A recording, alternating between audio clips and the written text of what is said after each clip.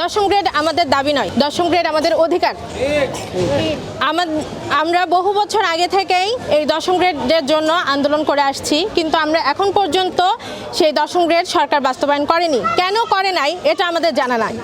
আমরা সরকারের কাছ থেকে এটাই জানতে চাই যে আমাদের সমমান ডিগ্রি, আমাদের যারা ডিপ্লোমা ইঞ্জিনিয়ার আছে, ডিপ্লোমা কৃষিবিদ আছেন, ডিপ্লোমা নার্স আছেন, তারা 11 গ্রেড থেকে বহু বছর আগেই দশম গ্রেডে উত্তীর্ণ হয়েছেন।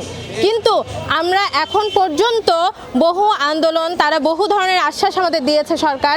এর আগেও যখন আমরা আন্দোলন করেছি সরকার বলেছে যে হ্যাঁ, এটা তোমাদের ন্যায্য অধিকার, তোমরা পাবে, আমরা তোমাদের আশ্বাস দিচ্ছি, তোমরা অপেক্ষা করো। কিন্তু আর কত অপেক্ষা? আমরা অপেক্ষা করতে করতে আমরা আজ ক্লান্ত, আমরা আর অপেক্ষা করতে পারছি না। আমাদের কথা একটাই, আর নয় কালক্ষেপণ, চাই দশম গ্রেডের প্রজ্ঞাপন।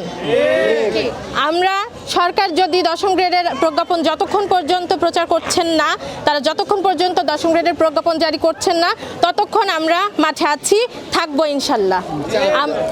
আমাদের দাবি আজকের দিন থেকে না, আমাদের দাবি আগেই ছিল। আমরা 30শে নভেম্বর, আপনারা সবাই জানে, 2 ঘন্টার কর্মবিরতি করেছিলাম, সকাল 9টা থেকে সকাল 11টা পর্যন্ত। আমাদের তার 2 ঘন্টা কর্মবিরতির পর 2 দিনের আলটিমেটাম দেওয়া ছিল সরকারকে। আমরা চেয়েছিলাম যে এই 2 দিনের মধ্যে সরকার আমাদের দশম গ্রেড বাস্তবায়ন করবে। আমরা সরকারের প্রতি আমাদের বিশ্বাস ছিল, কিন্তু আমরা আশানুরূপ কোনো ফলাফল পাইনি। গত 2 দিনই সরকারের পক্ষ থেকে 2 ধরনের আলোচনা ছিল, কিন্তু সেই আলোচনায় কোনো ধরনের সন্তোষজনক ফল আমরা পাইনি। এজন্যই আজকে আমরা নেমেছি। আমরা আজকে নামতাম না যদি গত 2 দিনে আমাদের প্রজ্ঞাপন হতো।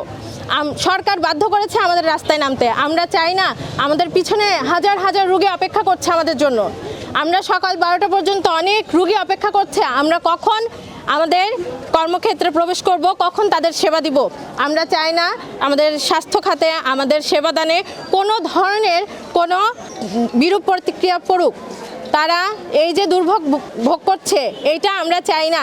কিন্তু আজ সরকার আমাদের বাধ্য করেছে।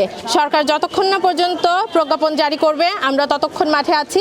আজকে এই 4 ঘন্টা বিরতির পরে যদি সরকার আলোচনায় ডাকে, আমাদের প্রজ্ঞাপন সম্পর্কিত কোনো ফলপ্রসূ আমরা সেই রকম সন্তোষজনক মন্তব্য পাই, তাদের সিদ্ধান্ত পাই, তবে আমরা আর মাঠে থাকবো না, আমরা আমাদের সেবাদানে ফিরে যাব। কিন্তু যদি তারা আমাদের দশম গ্রেড দাবি মেনে না নেয়, তবে আমরা সামনের দিনে আবারও এর থেকে কঠোর পর্যন্ত আমরা যাব। আমাদের যতদিন থাকতে হয় আমরা ততদিন মাঠে থাকব, যতক্ষণ না পর্যন্ত আমাদের দশম গ্রেডের প্রজ্ঞাপন হচ্ছে। আমরা ততক্ষণ পর্যন্ত কাল থেকে কমপ্লিট শাটডাউনে নেমে যাব ইনশাল্লাহ।